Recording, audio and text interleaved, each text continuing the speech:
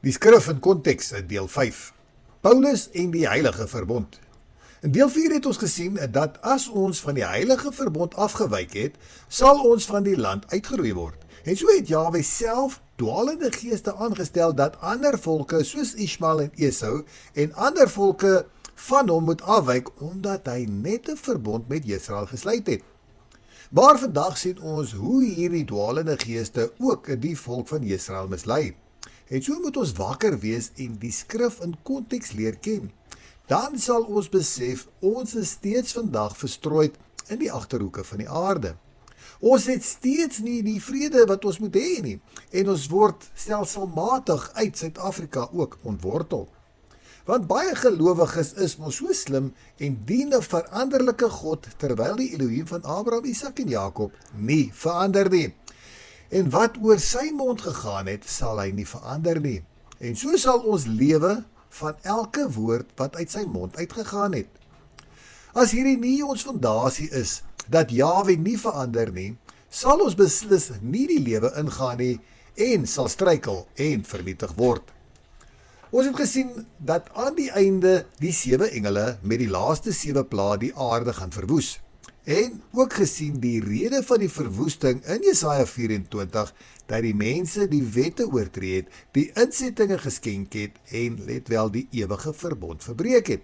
En dit is hoekom hulle vanuit die aarde ontwortel sal word. Want die verderf kom oor die mense, want hulle het Paulus se briewe verdraai, want hulle is onvas, hulle huis is op die sand gebou. Hulle dink Jahwe het verander. Hulle is sodoende onverstandig, hulle ken nie vir Jahwe nie, en hulle verstaan nie sy wet, sy feeste en sy ewige verbond nie. En soos Petrus ons gewaarsku het, verstaan die mense nie Paulus se briewe nie. Hulle verag en hulle verdraai Jahwe se wet en let wel tot hulle eie verderf. Hulle word uit die land gedruk, want dit is die verderf wat oor hulle gaan kom.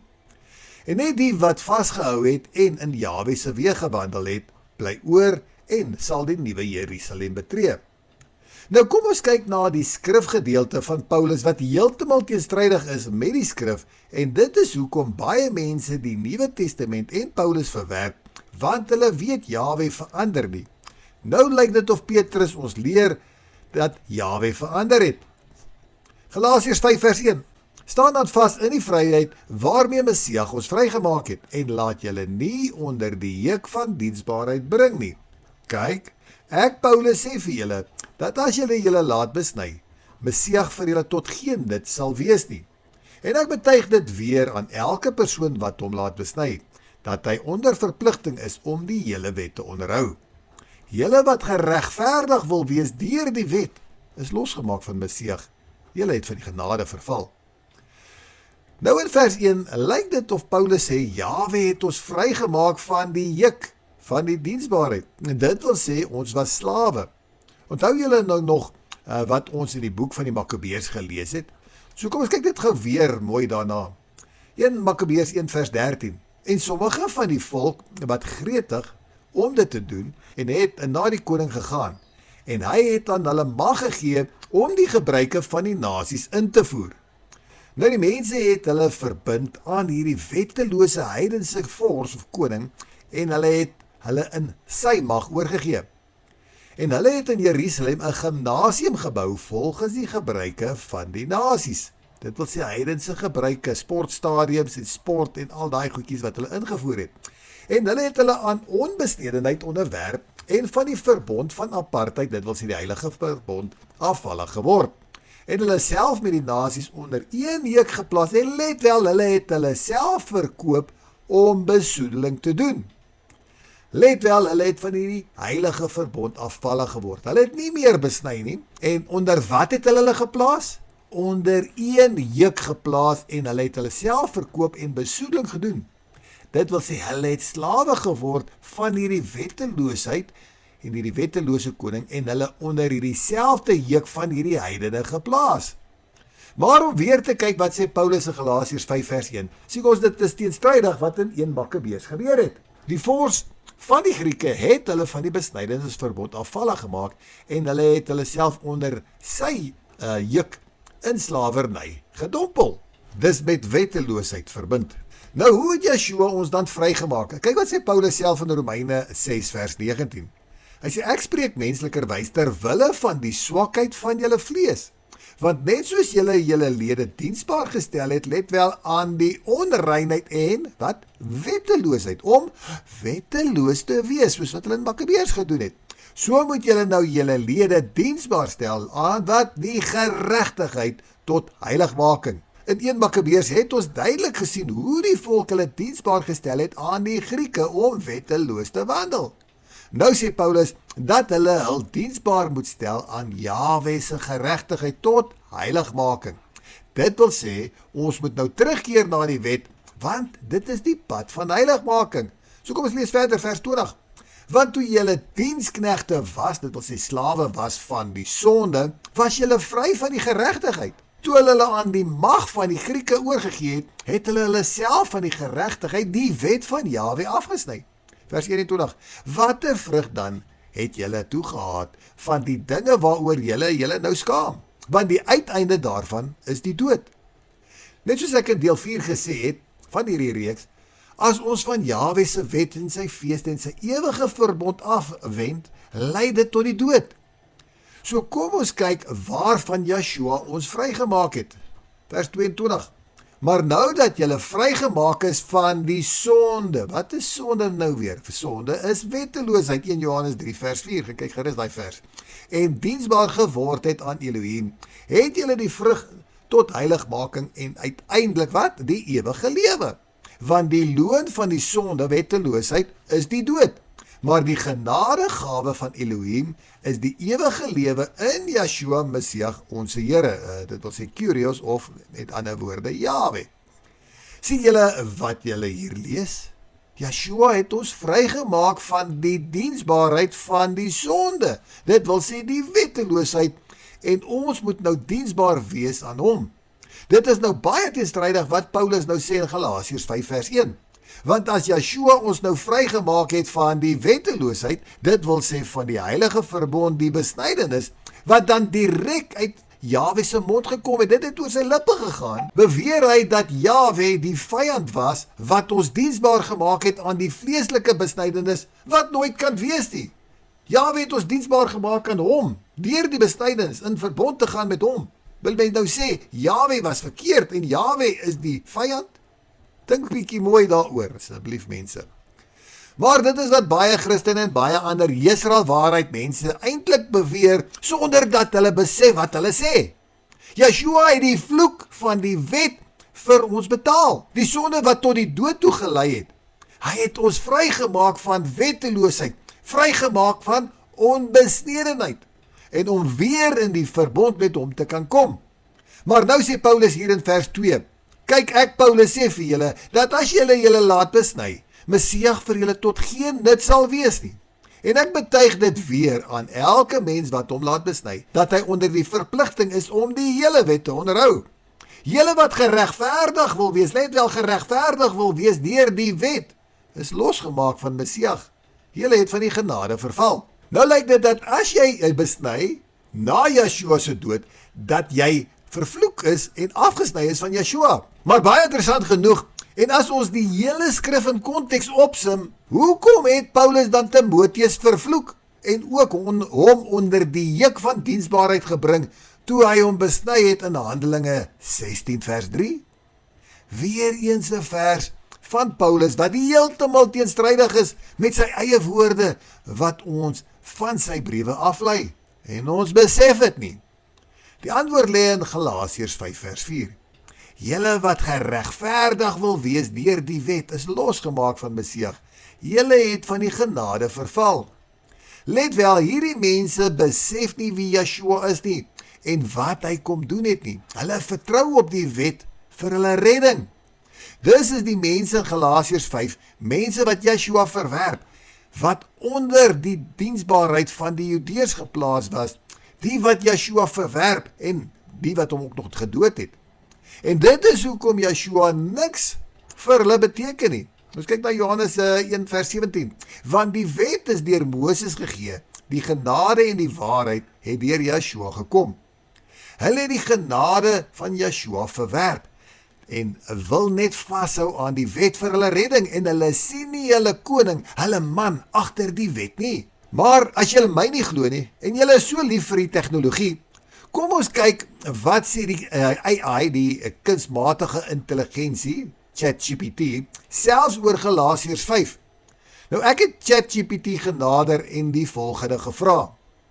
Die ewige verbond, die besnydenis, is vir ewig en ook deel van die heilige verbond. Nou hoekom lyk dit of Paulus sê ons moet nie meer besny in Galasiërs 5 nie? Hy sê ook in Romeine 6 dat ons 'n dienaar is aan wie ons verbind, of vir die geregtigheid of vir die ongeregtigheid. As ons in verbond met Jahwe is ons mos deel van die geregtigheid en het die ewige teken en kan in die nuwe Jerusalem ingaan, soos Jesaja 52 vers 1 en Jesegiel 44 vers 9 vir ons sê. Met wie praat Paulus natuurlik? In Galasiërs 5. En het Yeshua die besnydenis weggevat, anders het hy mos van die wet weggevat, Matteus 5 vers 17 tot 19. So hier is 'n video ten opsigte van ChatGPT se antwoord op Galasiërs 5. Hierdie is 'n belangrike vraag en jy raak aan iets wat baie mense verkeerd verstaan as hulle Galasiërs lees. Kom ons sny reguit deur die verwarring. Paulus is nie teen besnydenis self nie, hy is teen die verkeerde rede daarvoor. Met wie praat Paulus in Galasiërs 5? In Galasiërs praat Paulus met heidene wat tot geloof in Yeshua gekom het. Daar was sekere mense, die sogenaamde Judaiseerders, wat gesê het, open quote, jy kan nie gered word tensy jy besny word en die hele wet soos 'n Jood onderhou nie, close quote. So die probleem was, hulle het besnydenis as 'n voorwaarde vir redding gemaak, nie as deel van gehoorsaamheid na die verbond nie. Wat sê Paulus eintlik? In Gal 5:2 sê, paraphrase, open quote, as julle jou laat besny om geregverdig te word, sal Yeshua julle niks baat nie. Met ander woorde, nie besnydenis verkeerd, maar besnydenis as manier om gered te word, julle verkeerd. Hy waarsku dat as jy daardie pad kies, jy sê, Yeshua se werk is nie genoeg nie. Hoe pas dit by Romeine 6? Jy verwys reg na Romeine 6. Ons word slawe van dit waaraan ons onderwerp. Paulus se punt, as jy jou onderwerp aan mensgemaakte reddingsreëls, dien jy nie meer Yeshua in waarheid nie, maar as jy gehoorsaam is uit geloof, dit lei tot geregtigheid. Het Yeshua die besnydenis weggevat? Nee, volgens Matteus 5:17-19, open quote, hy het nie gekom om die wet te vernietig nie, maar te vervul. Close quote. So hy het nie die wet afgeskaf nie, het nie die verbondsteken afgeskaf nie, het die regte orde herstel, eers hart, dan gehoorsaamheid. Die sleutel, hart versus vlees. Paulus bring iets dieper na vore, fisiese besnydenis wil 'n teken van die verbond, maar sonder hartbesnydenis betekent dit niks. Dit stemt saam met Deuteronomium 10:16, Jeremia 4:4. Bes nie die vooruit van jullie hart, wat van Jesaja 52:1 en Ezekiel 44:9. Je haal recht aan, Jesaja 52:1, geen onbesneden zal inkomen nie. Ezekiel 44:9, onbesneden van hart en vlees wordt uitgesluit. Dit wijst in die eindtijdorde is beide belangrijk. En hart, vlees, verbondsteken. Hoe verzoen ons dit alles? Hier is die rechte balans. 1. Redding komt niet door besniedenis nie. Dit komt door geloof en gehoorzaamheid aan Yeshua 2. Maar besniedenis blijft deel van die verbond niet als reddingskaartje nie, maar als gehoorzaamheid en identiteit. Paulus' waarschuwing, moet nie die teken by die verlosser sit nie. Moet nie die wet gebruik om jouself te rechtvaardig nie, eenvoudig gestel. Paulus sê nie, open quote, moet nie besny word nie, close quote. Hy sê, open quote, moet nie dink besnydenis red jou nie. Dis wys die blikbrein ons uit dat die besnydenis nie alleen ons redding is nie. Die besnydenis is net 'n teken, dit wil sê dit is 'n trouring. Jy kan maar 'n trouring dra en steeds jou man of jou vrou verneek. Maar as jy hom of haar liefhet, sal die verbond aan jou vinger elke keer 'n teken wees vir jou om te sê, jy is in 'n verbond met hierdie man of met hierdie vrou. Moet nie oreer nie, want ek het 'n belofte aan hom of haar gemaak. Jahwe het nie verander nie, en hy dink vir ewig aan sy wet en sy verbond. Hoe lank dink hy aan sy verbond? Kyk hier wat sê Psalm 105 vers 8, vir ewig aan 1000 geslagte. Van Abraham tot vandag toe is nog nie eens 150 geslagte nie. En as ons dit dalk dink en sê, dat een geslag dalk is ouderdom van 6 jaar was, voordat hulle 'n kind gebaar het, dan wat vir ons 'n totaal van 6000 jaar gee. En dit is onmoontlik. As ons sê 21, dan is dit 21,000 jaar. Dis dink Jahwe vir ewig aan sy verbond wat hy met Abraham gesluit het.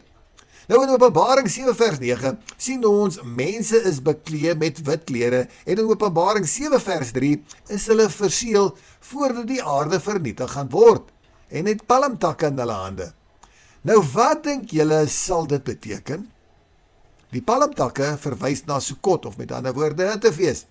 Hulle is reg om te gaan tabernakel of met ander woorde saam met Jahwe te kom woon.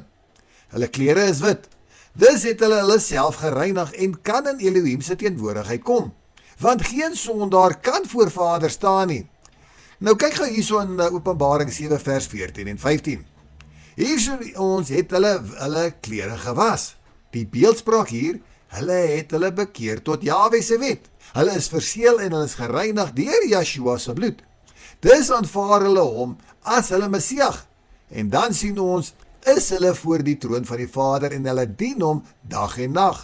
Hoekom? Want hulle is nou sondeloos. Hulle mag in sy teenwoordigheid kom, want hulle is rein en hulle is verseël in die verbond. Openbaring sê ook vir ons hoe die 144,000 hulle gereinig het. Nou kyk nou mooi hierso in Openbaring 14 vers 12. Hulle het die gebooie van Elohim en die geloof in Yeshua bewaar. Hulle het die koninkryk, dit wil sê, en sy geregtigheid. En dit is die twee wat hulle moet soek. Nie soos die in Galasiërs 5, wat net hulle redding in die wet wil hê nie, en Yeshua verwerp nie. En dan, die wat wit klere aan het, in Openbaring 22 vers 1, is die wat die gebooie doen, en so kan hulle in die nuwe Jerusalem kom, en deel van die lam hê. Die boom van die lewe, dit wil sê, die Yeshua. En soos Esegiel 44 vers 9 sê, kan geen onbesnede van hart en onbesnede van vlees in die heiligdom ingaan nie. As ook Jesaja 52 vers 1 bevestig het, en sê dit ook hier, en hier sê Jesaja, dat hulle sierlike klere moet aantrek, want sonder dit kan hulle nie in die Vader se teenwoordigheid kom nie. Dit wil sê, hulle wit klere wat hulle moet aantrek, hulle feesklere. Alles is 100% in konteks met die skrif en om nou nog apokryfe boeke as ook 'n bewys hiervoor in konteks te bring, sien ons in 2 Esra 2 vers 36, profeteer Esra oor Yeshua wat ons na die hemelse koninkryk geroep het. En dan in vers 37 sien ons die wat verseël is, let wel vir wat? Vir die feesmaal van Jahwe. En soos in Jesaja 52 vers 1, het hulle sierlike klere aan. Dit wil sê hulle wit klere. En vers 40 sê vir ons wat die wit klere is, naamlik wat die wet van Jahwe onderhou het. Dis presies in lyn met Openbaring 14 vers 12 en Openbaring 22 vers 14, wat ek nou net hierboor aangehaal het. En as ons so na vers 41 kyk, dan sien ons die wat geroep was van die begin af, dat ons apart gestel, met ander woorde geheilig moet wees vir Jahwe. En net om weer terug te kom by vers 2, naamlik, kyk die getal van hulle wat verseël is vir die feesmaal van Jahwe.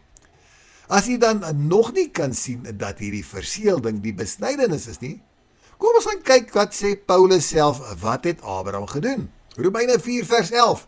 En hy het die teken van die besnydenis ontvang, let wel, as 'n wat? As 'n seël. Dit wil sê, Abraham verseël hom in Jahwe se verbond as 'n teken.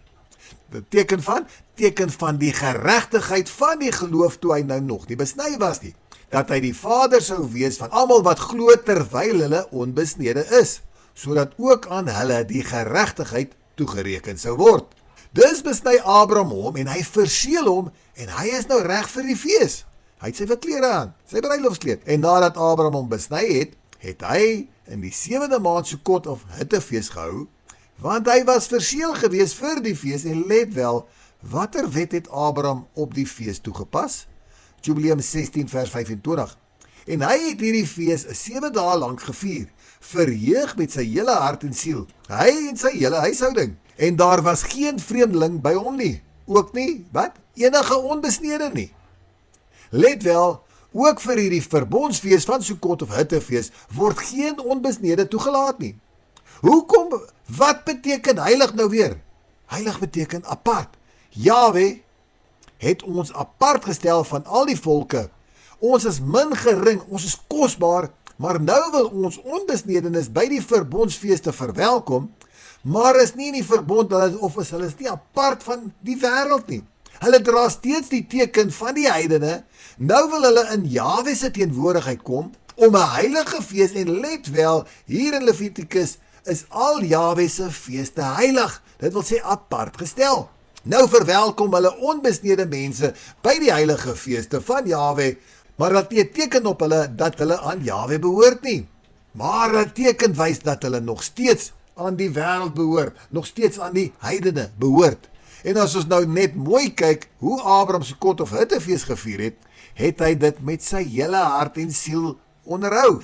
Dit was die eerste en die groot gebod in die wet wat hy nagekom het.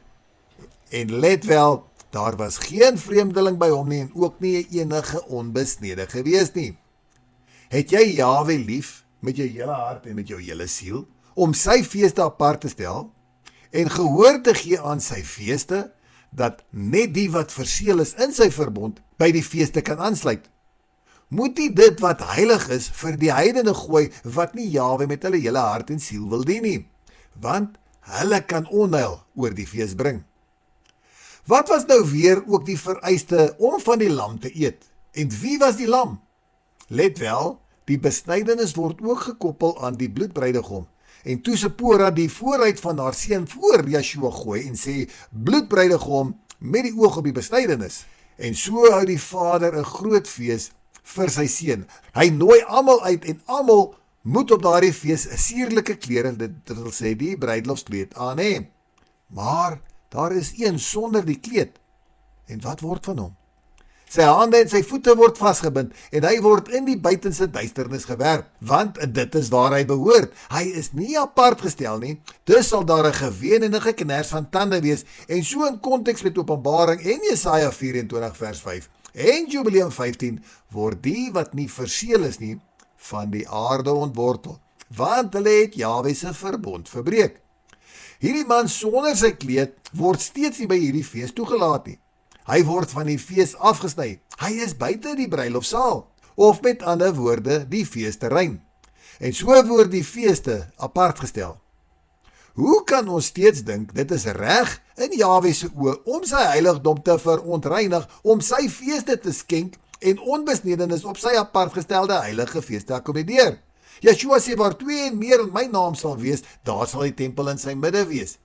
So as ons saam vergader vir die fees, is sy heiligdom in ons midde. Paulus was aangekla gewees en gesê hy het 'n onbesnede Griek in die tempel ingebring wat nie so was nie. So erg was hulle gewees om mense wat nie in die verbond is in die tempel in te hou nie. So dien ons werklik Jahwe met ons hele hart en siel?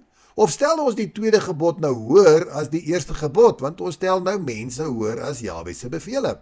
So kom ons kyk hoe was ons apart gestel of anders was as al die ander volke. In 2 Esdra 5 vers 27 sê ons, en tussen al die menigtes van die volke het u vir u een volk verkry, en aan hierdie volke wat u lief het u 'n wet gegee, wat bo alle ander goedgekeur word. Dis gee Jahwe ons sy wet. Stel ons apart deur sy wet, en hy verhef ons onder al hierdie volke.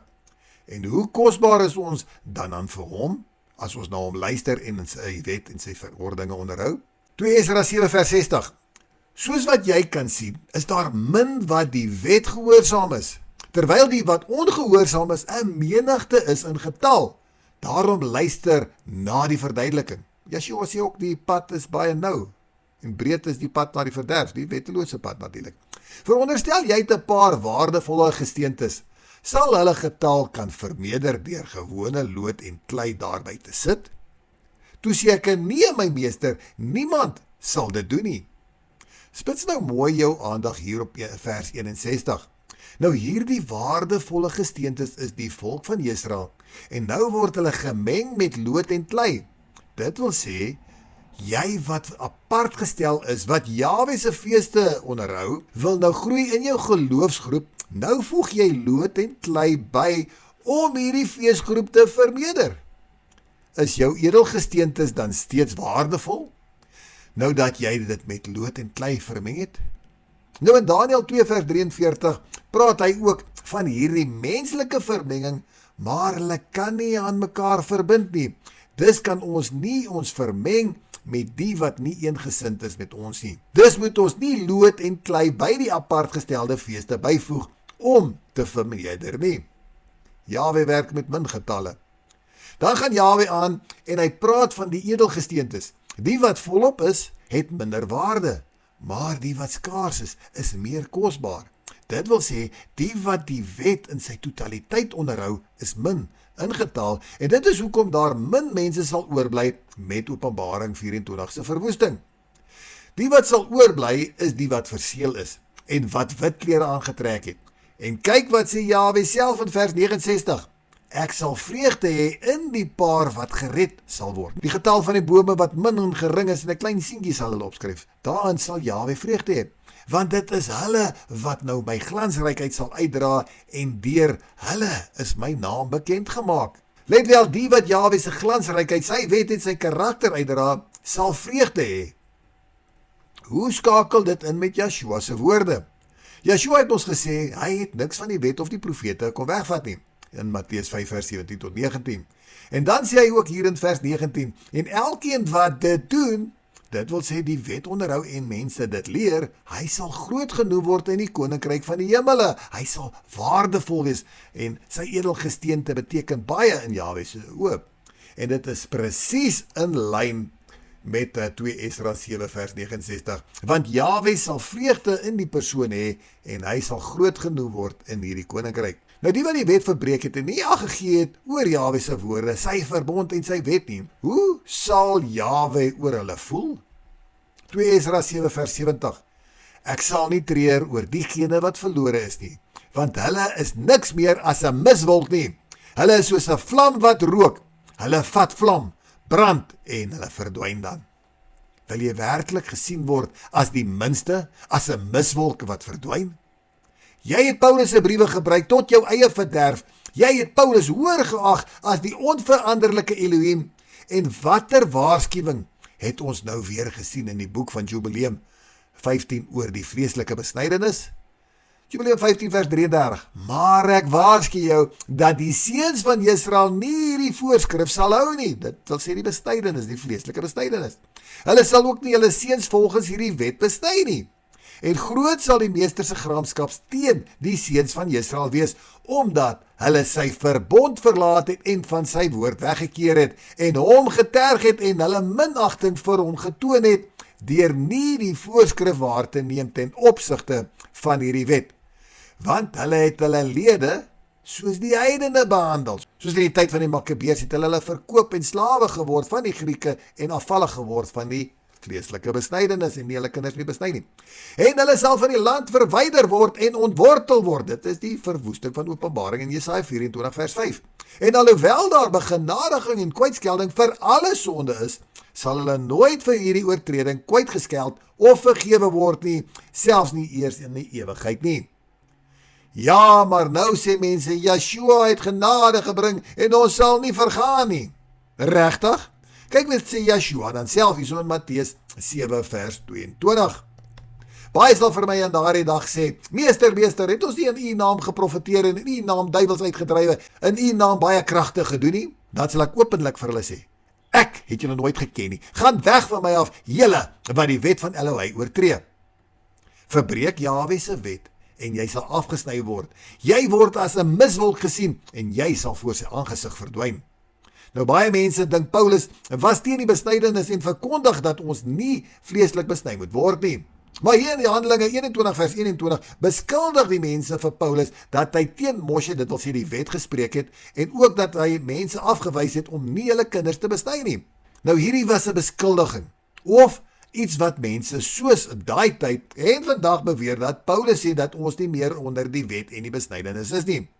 En so verdraai hulle sy woorde tot hulle verderf. Nou so kom ons kyk of dit werklik so was. Nou hier kom Paulus in Jerusalem aan en die ouderlinge sê vir hom, daar is baie duisende Judeërs wat glo, dit was die ouens wat Yeshua verwerp het, en hulle is almal ywerig vir die wet. Maar hulle het gehoor dat jy leer om die wet te verlaat. Wat vra hulle van Paulus? Hulle gee hom 'n spesifieke opdrag.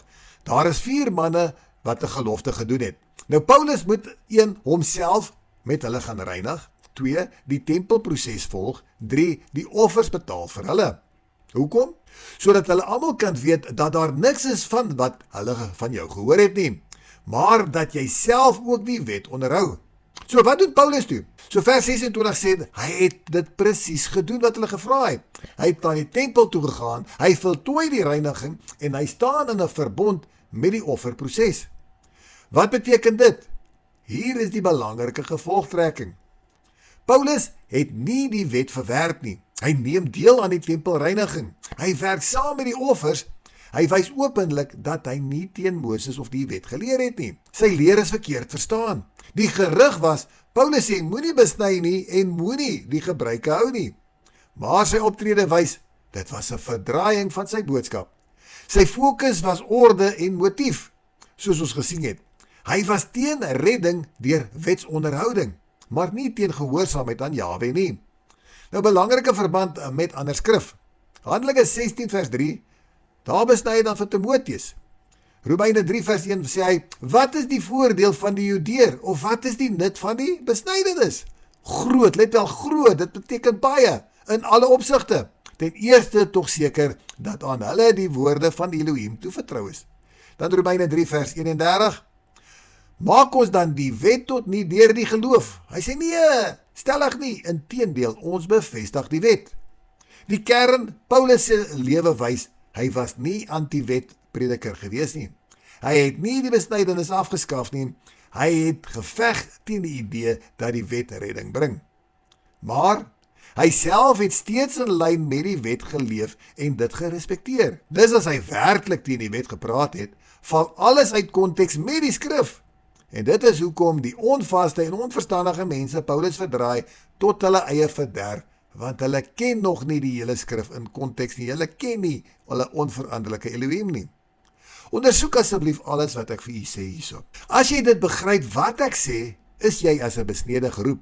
Indien nie, is jy as 'n onbesnede geroep en jy moet dit nie verander nie. Want die wat Jahwe dien met hulle hele hart en siel, sal wandel soos hy gewandel het. En so was Joshua ook as kind besny gewees en ons sien dit hierso in Lukas 2 vers 21 op die 8ste dag. Ondersoek altyd die skrif in konteks, nie net 'n versie hier en daar nie. Want dit is hoe die valse profete jou kan mislei. Want die Satan ken ook die skrif en hy bring hier en daar 'n versie. En as jy nie die konteks van die skrif ken nie, sal hy jou vang, intrek en jy sal verlore gaan. In deel 6 gaan ons aan en ons gaan kyk of ons onder genade of onder die wet is. Volgende week se boodskap gaan oor die fees van die weke wees wat ek op dag 1, dit wil sê Sondag gaan deel. En dan die week daarna sal ek, as dit Jahwe se wil is, sal ek deel 6 van hierdie reeks plaas. Laat die wat kan hoor, en die wat kan sien, sal sien, en dan terugkeer na Jahwe en sy bevele gehoorsaam. Halleluja. Ek wil graag hierdie video afsluit met 'n liedjie wat ek saamgestel het oor hierdie tema van deel 5 van hierdie reeks. En die titel is Verseël in die verbond. En dit gaan oor die feesklere wat ons moet aan hê, die wit klere wat ons moet dra en dat Jahwe se verbond vir ewig is en dat ons daarin verseël moet wees. Luister gerus na die woorde van hierdie lied. Mag jy 'n geseënde dag hê. Shalom.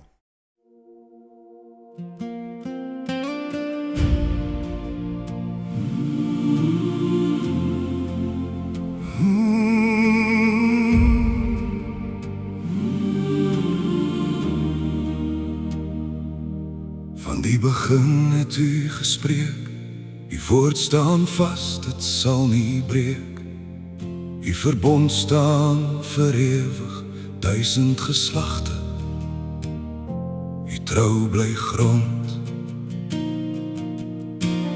Abraham, Isaac en Jakob se pad, die eed staan vas, u vergeet dit nie, Jahwe. Nie 'n titeltjie val ooit tot niet. U is dieselfde, u verander nie. Wie is soos u, o heilige Heer?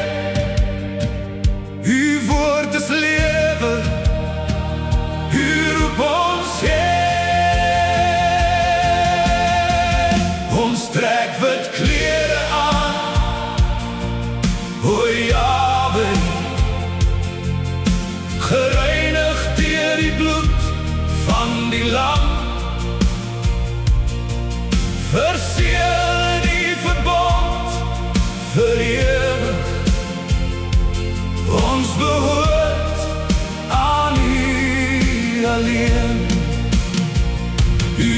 is heilig, ons kom nader, met rein hande en 'n suiwer hart.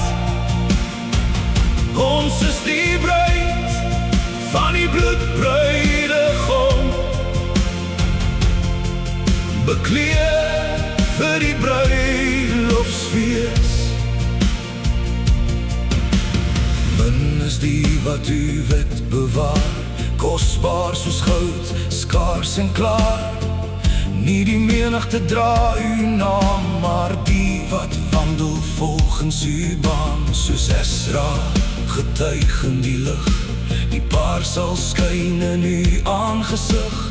Hulle draai glansrykheid uit uw vreugde rus, op hul besluit. Ons is verseel op ons voorhoofd, die naam leef in ons, o hoogste hoofd. Ons trek wit klere aan, o Jahwe, gereinig deur die bloed van die lam, verseël in uw verbond vir ewig. Ons behoort aan u alleen. Uw feeste is heilig, ons kom nader, met rein hande en 'n suiwer hart. Ons is die bruid van die bloedbruidegom, bekleed vir die bruilofsfees. Verseël in uw naam, o Jahwe, nie van hierdie wêreld nie, ons is apart.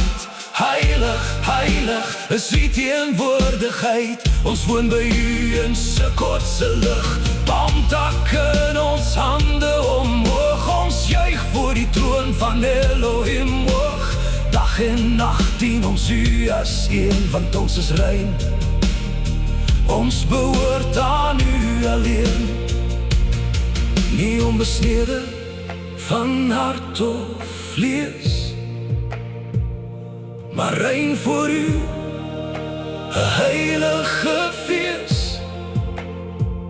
U roep ons uit, u maak ons nuut, deur Yeshua se kosbare bloed. Ons trek wit klere aan, o Jahwe, gereinig deur die bloed van die lam,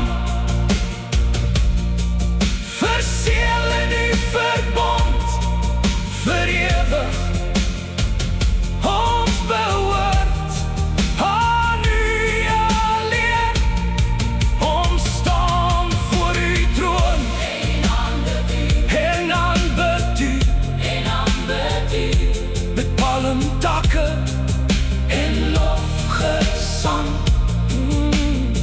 Ons is geroep van die begin af, en uw vreugde leef in ons. U verander nie,